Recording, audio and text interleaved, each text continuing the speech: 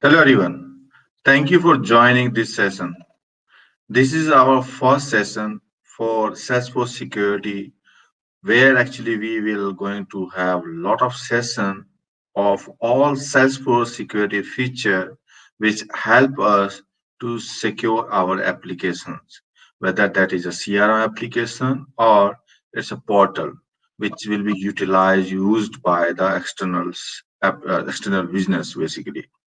So let's see what are the things available in today's Salesforce security basic session. Let me introduce myself first. I'm Dhanik Lalsani. I'm technical architect in Content Business Solution. I'm certified application architect. And if you want to connect me, my Twitter handle is Dhanik Sahani. I also write blog related to integration, lightning, or architecture. If you want to discuss on my blog related thing, or apart from blog, also if you want to discuss thing, then please ping me on LinkedIn or Twitter. I'm always available to discuss. Let's see what is actually in today's agenda. First, we'll see what is application security. Then we'll see why application security is so important. After that, we'll see what are the major web application security risks. And then we see Salesforce security model. And at last, we'll see what are the Salesforce system security and Salesforce application security. Let's see what is application security. Let me go through the definition first, then we'll see the each term of this definition. Application security is the discipline of process, tools, and practices aiming to protect applications from threats throughout the entire application lifecycle. So basically, this definition actually showing that okay, this is discipline of process. Basically, why the process will need to be implemented. The threat is not a single. Threats are in thousands, in lakhs. So basically, similar to the mindset when a developer is working, their mindset is I have to build an application which will be secure. Similar to that mindset, there is an opposite mindset, hacker's mindset, negative people's mindset, or evil's mindset.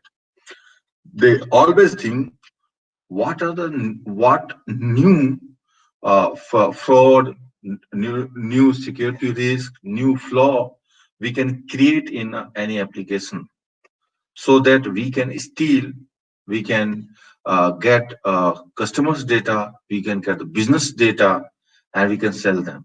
Okay, we can make a business actually their reputation on basically risk and alert. Okay, high alert basically. So we have to go with lot of process. We have to go by disciplines to make our application secure. We have to use lot of tools to mitigate the problem which is occurred due to the security risk. Better we can utilize those tools in the from the beginning of the application development so that it will not impact our application later stage. We should use best practices we should implement to make our application secure. These are the best practices we have to give a training to our development team, our admin team, so that they will give all those security implementation when they actually are developing that. This way, we can secure our application. Application security can help organizations protect all kinds of applications. Maybe it's used by internal stakeholder, maybe the external stakeholder. They can be our customer, they can be our business partner, or they can be our employee as well. So this will actually help us securing our applications in all way, basically. Now, why we are discussing application security today? What the reason actually? The reason is just actually today only I have seen Google News and Google News. These all are basically this month's news where a lot of internet security issues, a lot of data breaches happened. They are shown on that Google News. You can just go and confirm this. Now, this is not a small news. Even this is the Times of India news. There's a big news agencies who actually confirm these security hacks. Okay, yesterday only this news occurred. Like Axels will pay $5.1 million to OCR.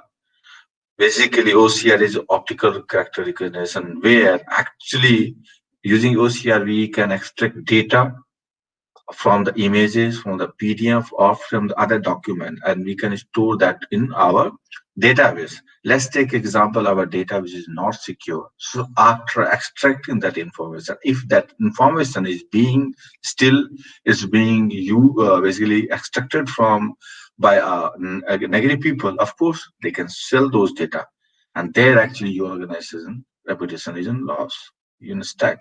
So you should make your application secure so that your company will not be in the list of these. Okay. Why application security is so important then?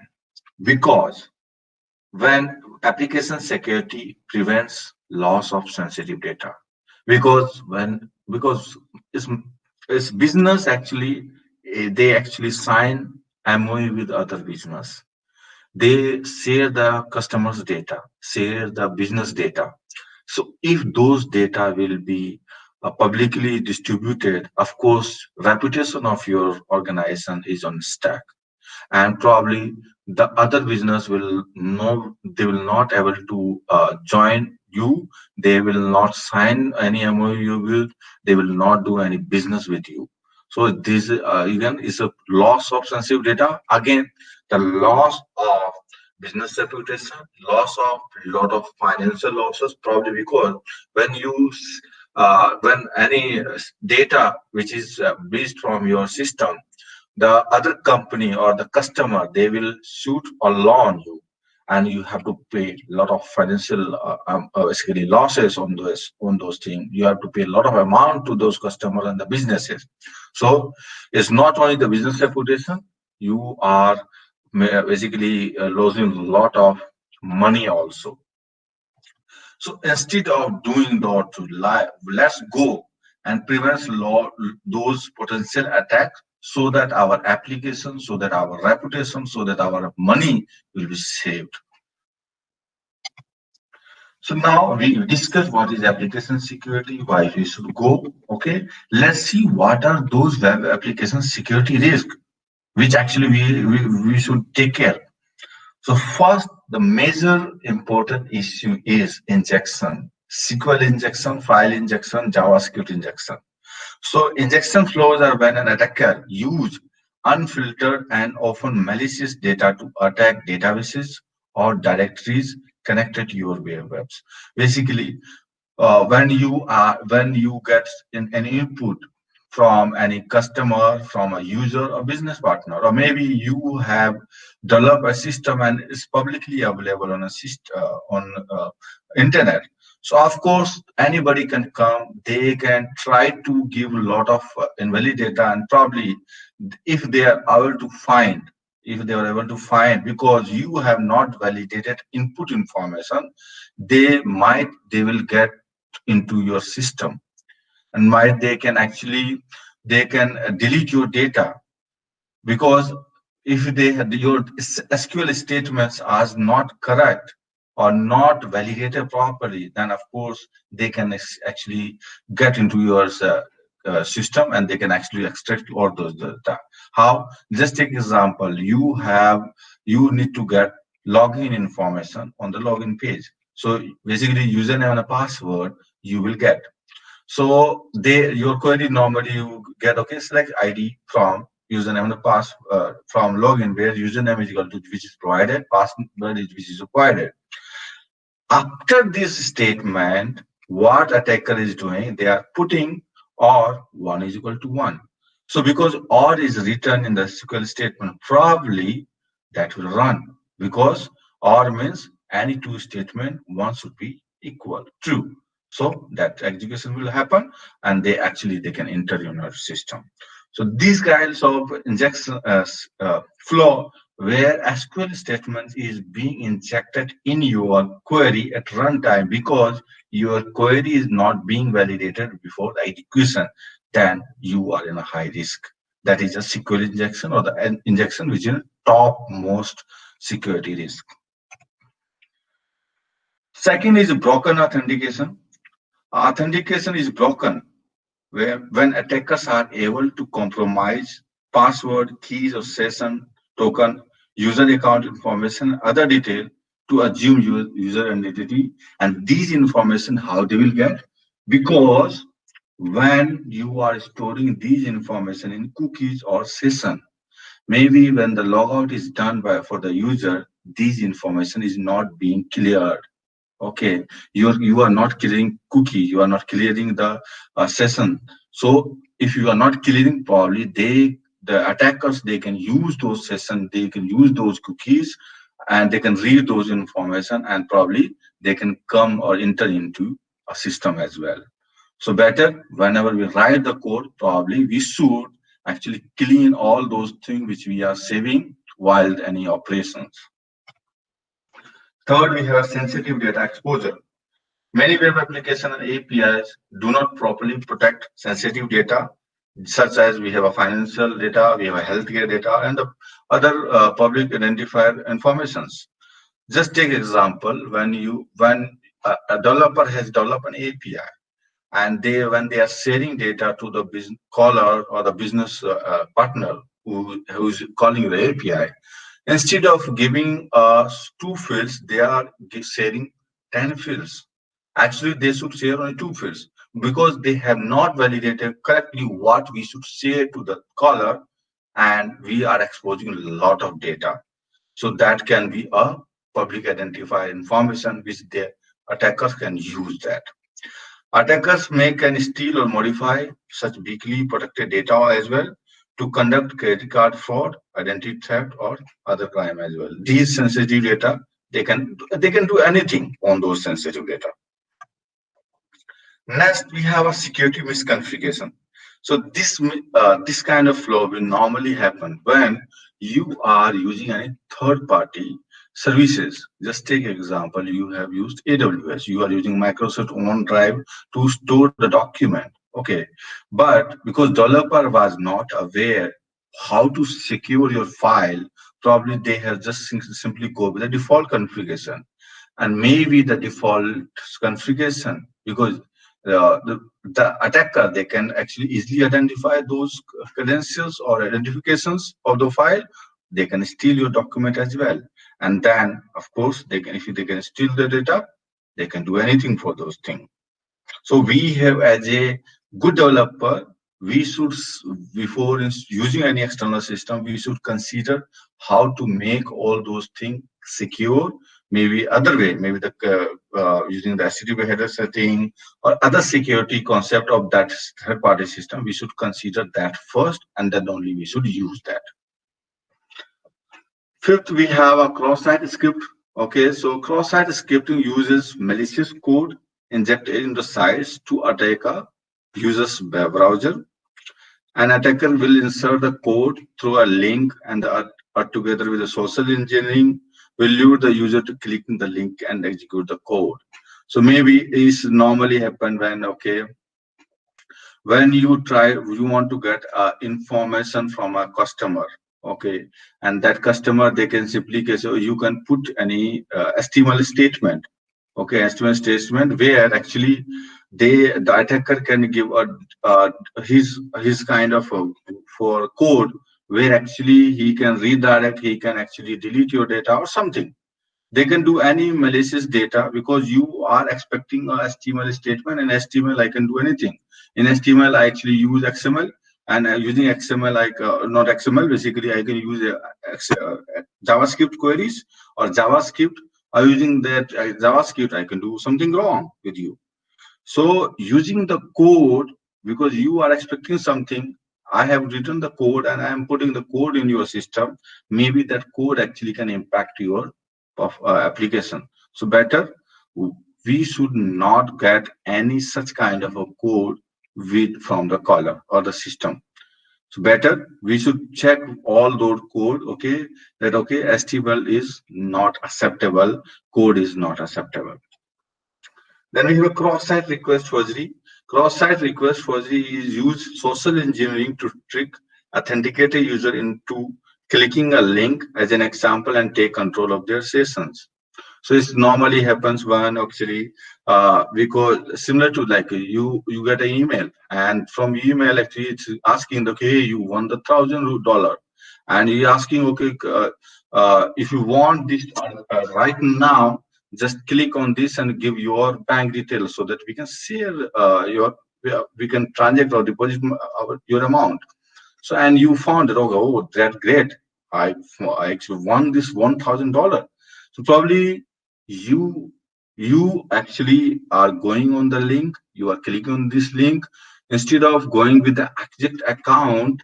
Actually they are redirect to their server similar to the your bank account server, and because you are inputting, you are giving detail of your correct information, probably they can use that, you can save this data, and they can later they can utilize those data to enter into your bank account using your actual bank URL. Unvalidated redirects and forwards. Unvalidated redirects and forwards are possibly when a web application accepts untrusted input that cause the web application to redirect to request to URL contained within an untrusted input. So this kind of law normally comes when maybe there is a requirement, okay, something, whatever URL we have, developer wants to add some more request parameter on the URL and he just put that. So attacker, what he can do, attacker actually they can change the URL little bit, and instead of going to the actual URL, it will redirect to the attacker's website, and there actually they will ask you to the operation which you want to go to or actual site. Instead of going actual site, you are redirect to the malicious site, and there you will give all those information, maybe the banking information, credit card information, other information. So we should actually validate what kind of link actually we are storing on our page, or we should check before the, okay, when our email is given, that email link should be valid also. Using component with non-vulnerability. So due diligence need to be done when considering using a third-party code or component to your web application. Many security issues can come with the using unfettered code from the sources you are not familiar with. Reason is, just take example. You are running one web application and you buy one third-party component. That third-party component is not certified by any certification agency that this code is correct, and they have injection SQL injection problem. So if you are using that SQL injection problem code, of course, your application is on Visual Stack. They actually, attacker will come, or they know that, okay, you have implemented the same component, probably because you already taken a wrong code and you are placing in a code, of course, they can easily, they can enter you in a website and they can do whatever they want. So before you basically, when you are going with a third-party application or component, go with a component which is certified by the certification agency, or you know that okay, this company's components are good. They are you can actually go and check their code is good or not. So based on the only, you should actually buy that third-party component. So these are basically the security risks.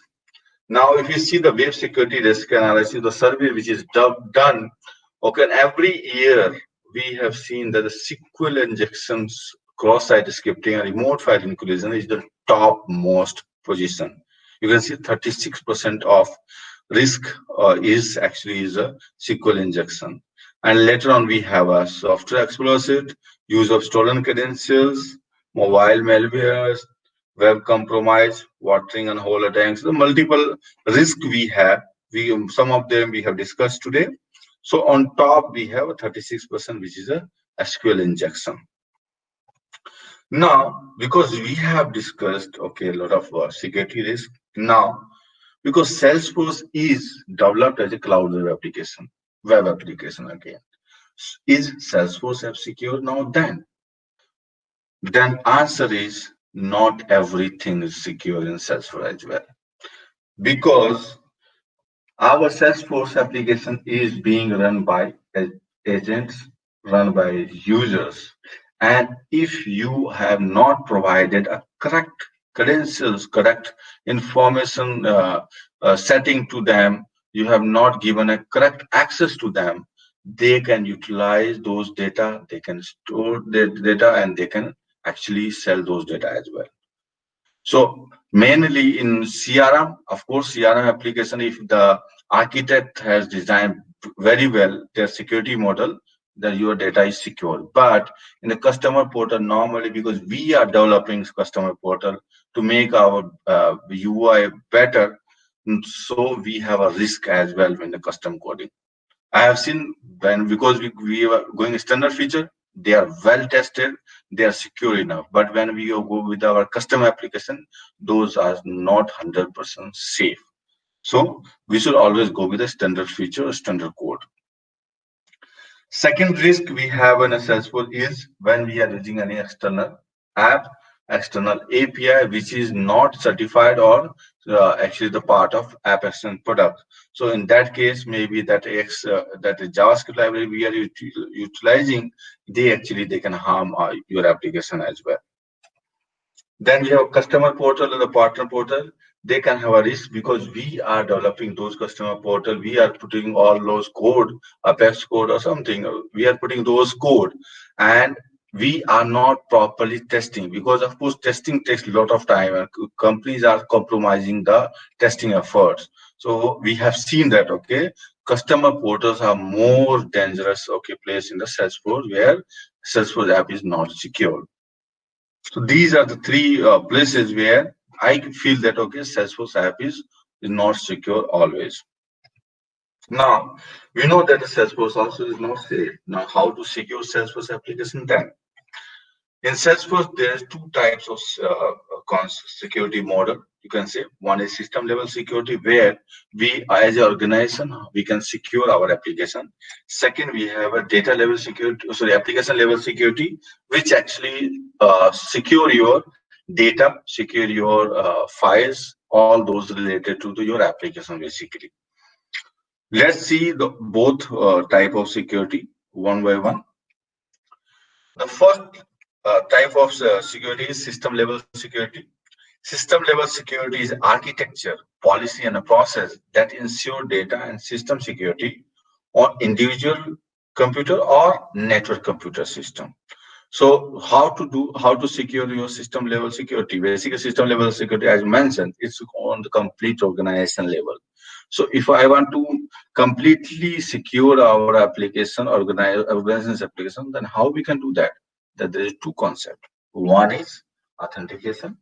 Basically, we are authenticating users that who are you. The second, after the authentication, excuse me, after the authentication, we are asking that person that are you allowed to do that? Where are you right now? Because using the authentication, he logged in your system. But after the login, whatever the credential is given to him, he should only access those pages. Okay. Apart from that, his credential, we should restrict him. So these are two parameters of the system level security. Let's see all those parameters again, one by one. So authentication, as mentioned, authentication is the process of recognizing a user's identity, where we are asking our user to give his credentials, okay, give his username and password, and when we he entered information and he hit submit, after we authenticating, we are checking that okay, provided information is valid or not.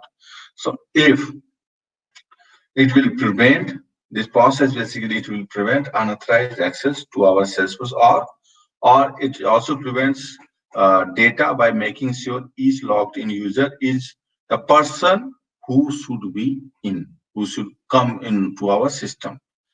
Okay, so this is the authentication process. It basically validates the system is accessing by the right person.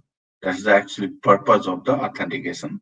The second thing we have in authentication, we have some authentication methods. Basically, by default, we have automatic enabled, like profile by default we have, permission set we have. But if you want to extend those security, we can change the secure profile and permission set. But some requires enabling those security features, and we have to configure them as well. Like if a Salesforce Shield, we have to enable and then we have to configure it.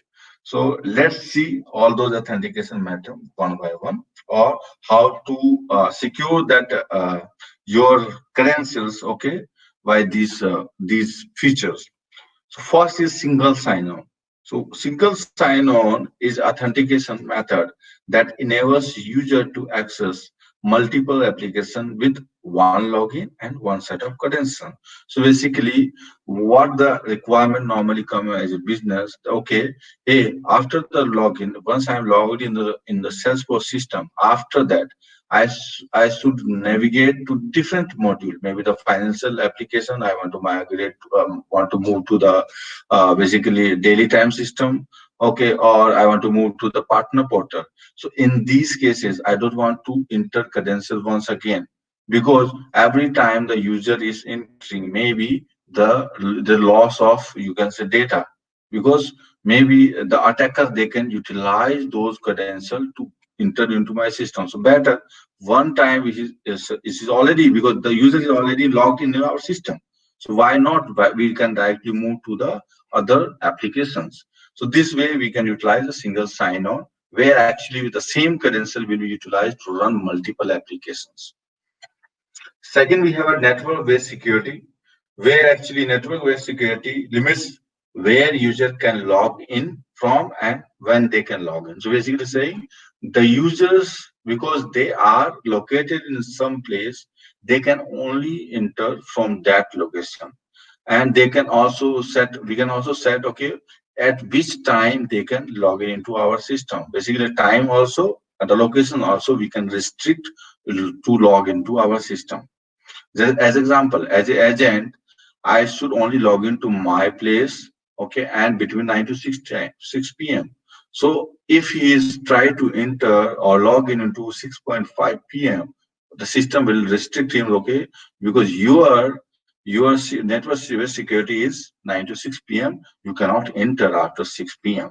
So this way we are securing our application as well.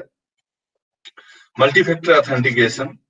Multi-factor authentication is an effective way to increase protection for the user accounts against common threats like phishing attacks, credential stuffing, and account takeovers. So this happened actually by anyway, if attackers found your credential, okay, so they can enter into a system. But if we are adding extra layers of security, let's, by default in Salesforce we have a two-factor authentication. After the putting the credential, a system is asking for the OTP. This is second level of authentication, second factor authentication. But if you want to extend more layer, like whenever the agent will enter in your system, supervisor has to accept that login. Then only the agent will actually, they can enter into system. So if this kind of layering, this kind of factor, basically multiple layering, multiple authentication layer we want to include, then we should go with a multi-factor authentication. This way, we are making our application more secure actually. And then we have a managed password. Managed password basically, we, because the password is the thing, or this token basically we should change periodically. We should change whenever the new user is created. We should ask user to change your password, because maybe the admin who is resetting or creating the user, he will give a default password, and if they are not changing, the same password will be used by multiple applications, multiple user, and make it maybe, because as an agent I should see some data, but as an admin I can see a lot of data, and because password is same, probably I can utilize this password, and I can enter as a system admin as well. So better we can restrict, we can give a setting that, okay, when a new user is created, change the password, and every month or every 3 months, the password should reset. So these kind of security setting we should implement in our system.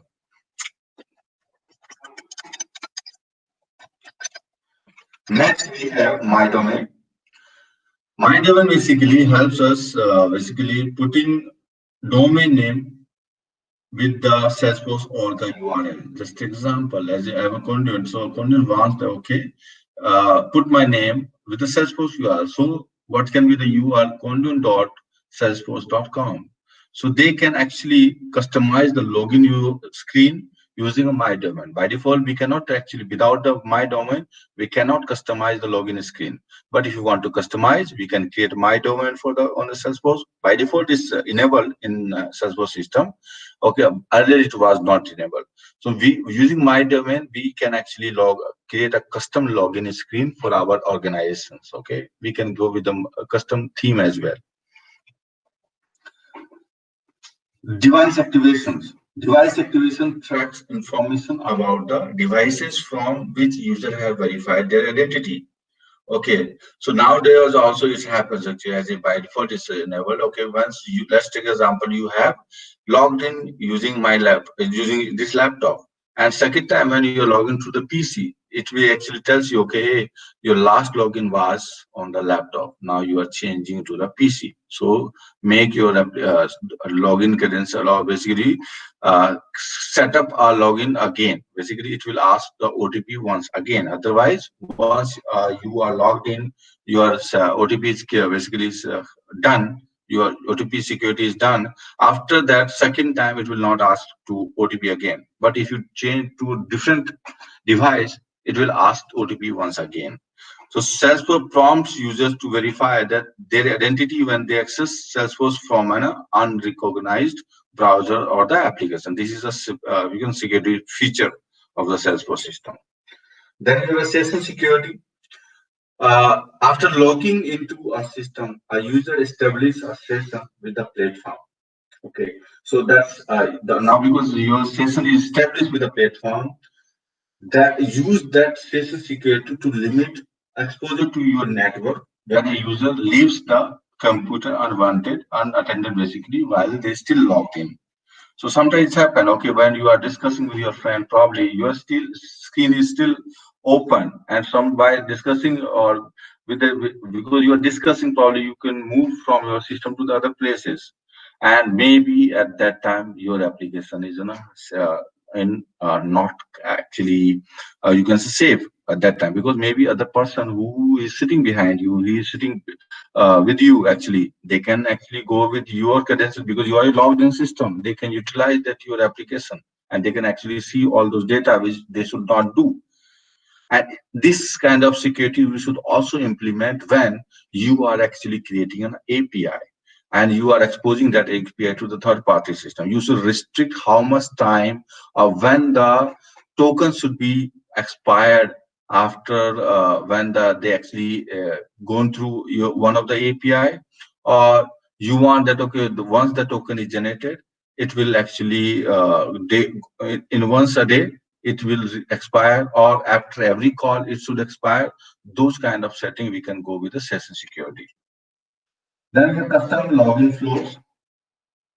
So a login flow direct user through a login process before they access Salesforce or the community. So if your business organization actually they want that, okay, before the Salesforce login process, I want to go with my login process where actually they can give all those more security information, information. Based on that only, they can go into Salesforce login process. It's typically can happen on more secure sensitive data applications like financial application, banking, which is comes, okay. So there actually we can go with some custom login flow. We can also use a login flow to control the business process that user follow when they are logged into system. So probably after the login, if you want to uh, you want to get information from the custom of user that, okay, you you have to go with this process only. today actually. So if you want to go with some business process, you can implement that in custom login flows. Then we have desktop client process. So in Salesforce, we have a system connect for Office, which can be actually installed in a desktop. Okay, and it can be integrated with the Salesforce. Okay, in your PC. As the administrator, we can control which desktop client user can access, as well as whether users are automatically notified when the updates are available.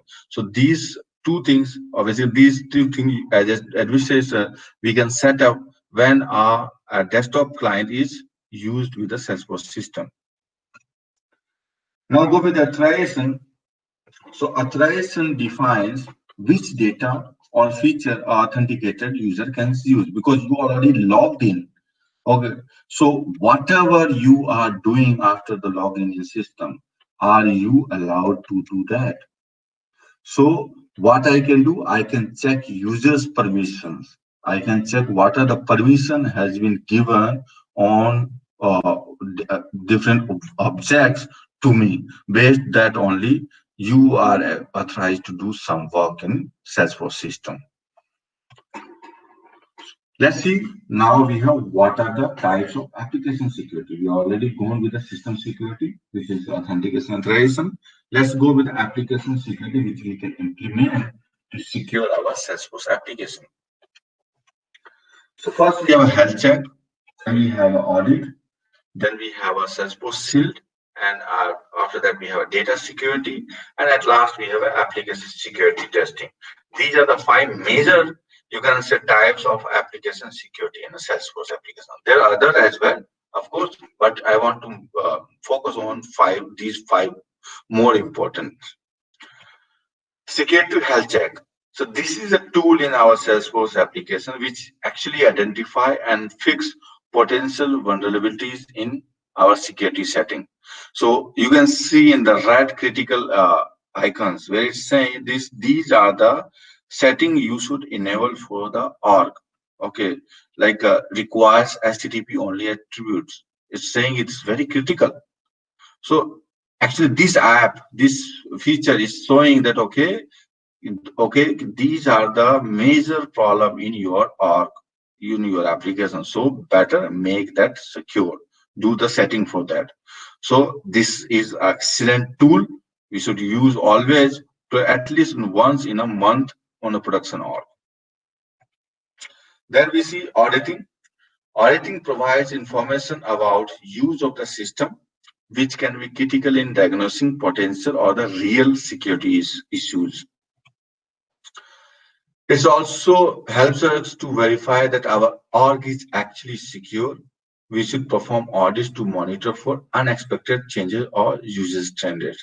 So auditing, again, as name say, we should audit who is using, what is actually the why, what are the things our user is doing, are they should do those things or not.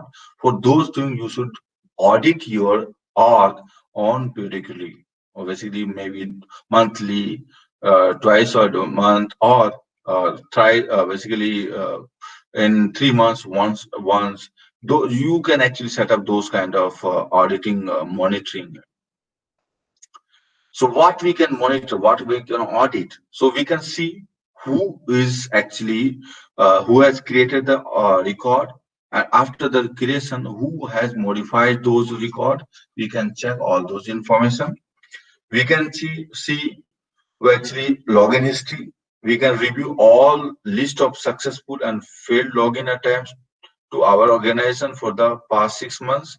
So using this, we can identify out the person who was not actually who was not to click that button, who was not to click a module, but the person is trying to use that application and he clicked that module multiple times. So we can ask that person, okay, why you wants to access that application module, or what is the reason actually, so that you can identify the risk if it was there.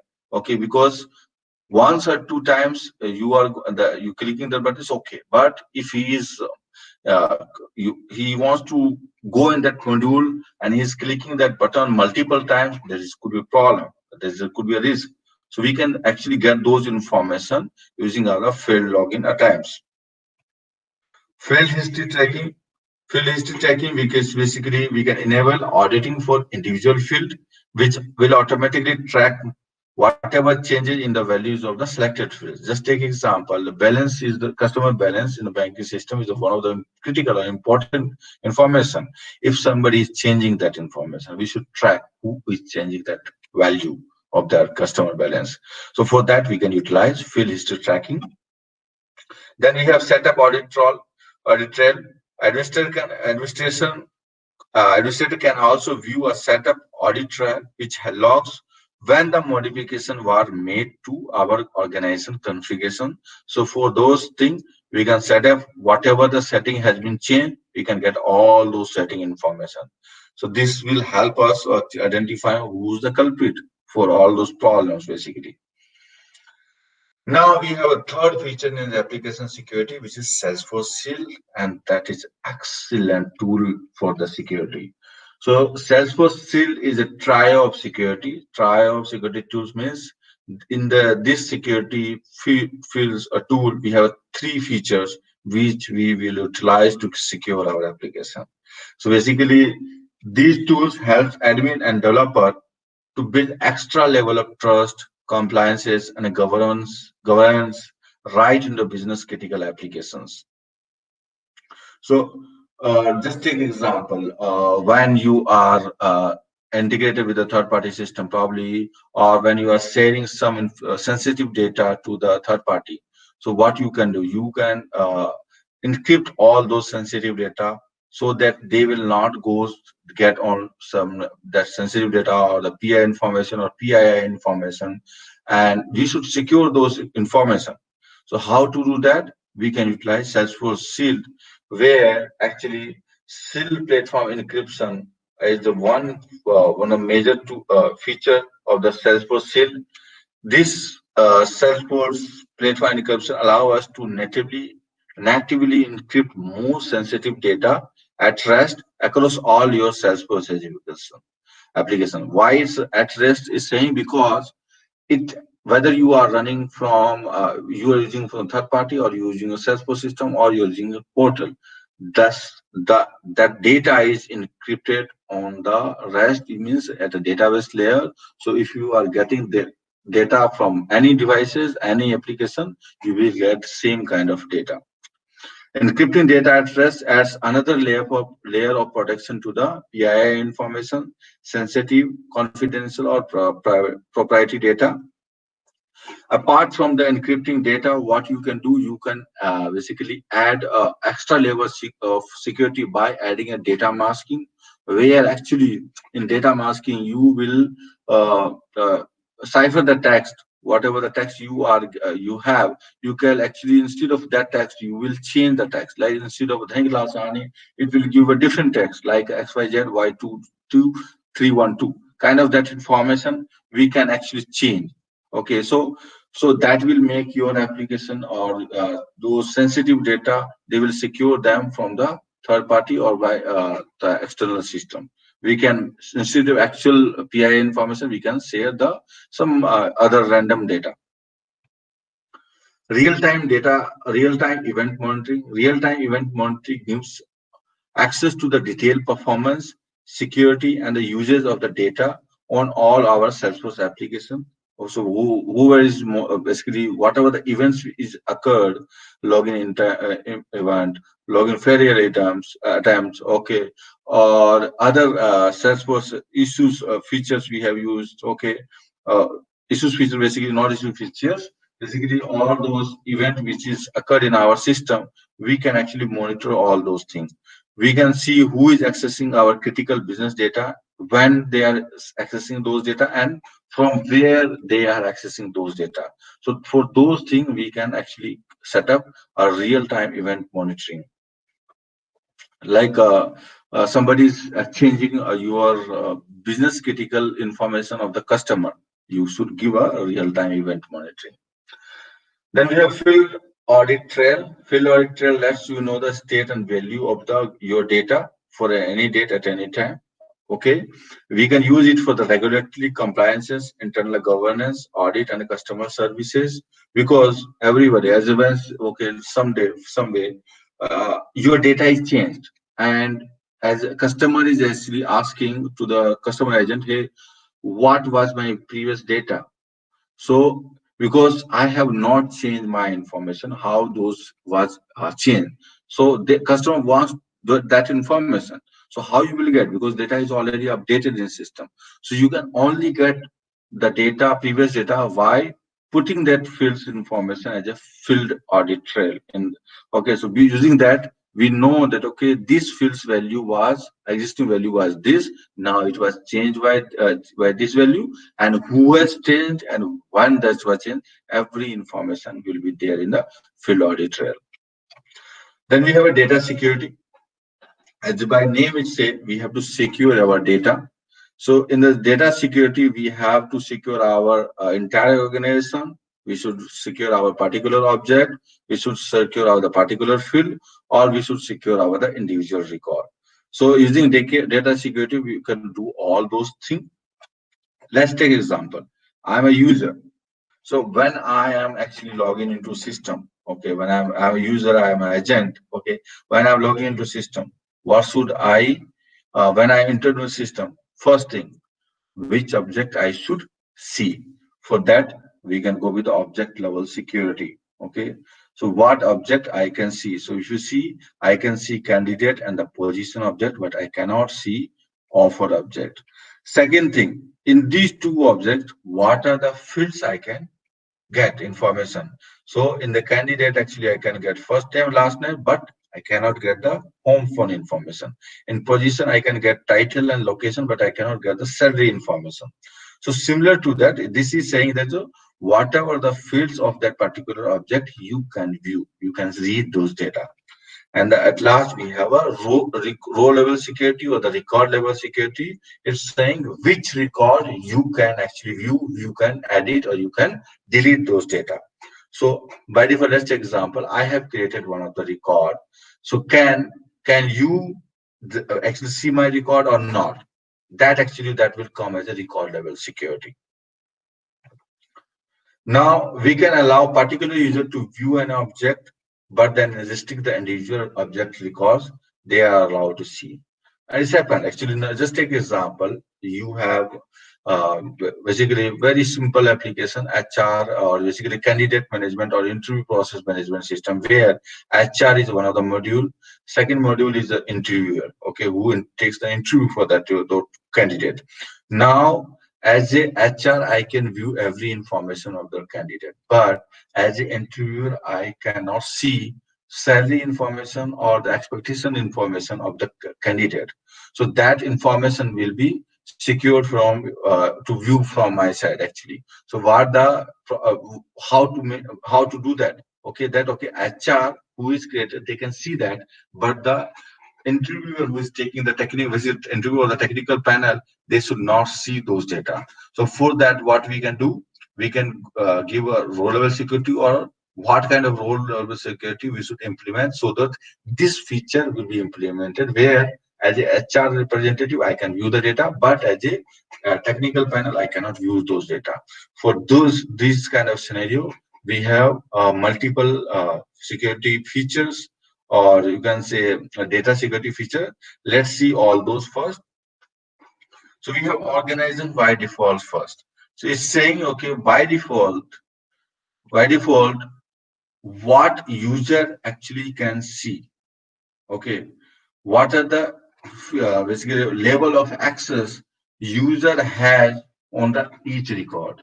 Okay, let's example, just take example. In as a candidate, when a candidate record is created, as a HR I can see, but and a technical panel can also see. So this is a default behavior for that candidate object where both can see the record. Now, as a real rare role hierarchies, so role hierarchy will come picture when actually when we want to give access for users higher in the hierarchy to all records who actually created by the user who is below from your hierarchy. Just take example as a manager, I'm a HR manager, and I have a two HR executive who works below me. So whatever record they will create it, okay, I can actually see those record because I the role hierarchy is set up for me. So third, we have a manual sharing where actually we allow owner of the particular records to share them with other user. So this situation comes when, let's take example, one user is working one of the record of the customer, and the user is not right now is on leave. So and the customer data customer action is required. So what he will do? Okay, he will transfer that record from his bucket to the other user's bucket so the other user can work on the customer data. So in that kind of situation, we can go with a manual sharing. Then we have a sharing rule. So using sharing rule, we can give access to the records they don't own. Basically, the records which I don't own, but I want to see those records. So in this case, I can actually get the sharing rule access. So just take example in HR basically that entry process thing. The HR actually they have all technical obviously salary information or the expectation information. And let's take example for one of the interview, the interviewer wants his previous salary information. So, but because salary we cannot expose to you, maybe for some of the fields information they can expose to you. Okay, so what he can do, he can give a criteria based sharing rule. He can give a conditional sharing rule where okay, if the um, interview candidate is of salary below than 10 lakhs, I can expose to the technical head panel as well. So this kind of security, you can say sharing setting if you want to implement to share the records to the other person who has not created that record. Even that he want to access that, you can give those kind of sharing information. So these four you can say security data security features you can utilize to share records from one user to the other users. And then how to make our data security, how we can do that, how we can implement the data security.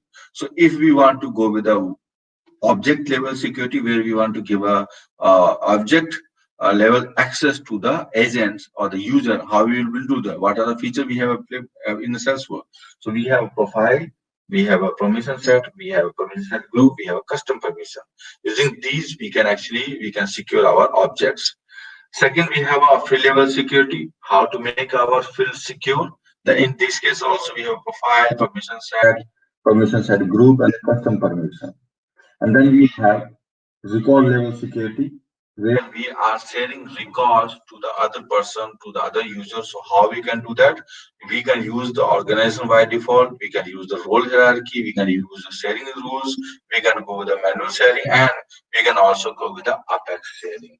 All those features we can utilize to share record. Now, at last, we have a security testing, which help us to identify all those security risks because the testing team actually they can actually easily identify because as per the business requirement which features should our user can access, which object they can access, which fields they can access. They as a business requirement they know that when they actually testing that application they should actually test thoroughly for particular access of that application, particular user has access or not. They can test thoroughly and they can actually make our application more secure. Okay. The second thing is the portal should always test it properly. Why I'm actually stressing on the portal because as a customer portal we want to make our application more UI friendly. So when we make a UI friendly application, we are doing the custom coding, and we are doing the custom coding our development. You know that because it's not always that everywhere is a good developer. There is you can say beginner level developer as well. They don't know the what will be the problem, they don't know the security flow, they don't know the best practices, and they are developing. So the portal first thing from developer reviewer side, basically I can say that reviewers should review the code properly.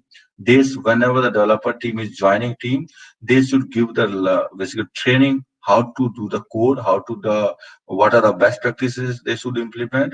Using that only we can actually make our application better. So testing team actually they can test Porter very thoroughly, okay, so that all those security flow they can test and we can actually implement security in a better way. So guys, I think these are the end of all those security basics. Let me know if you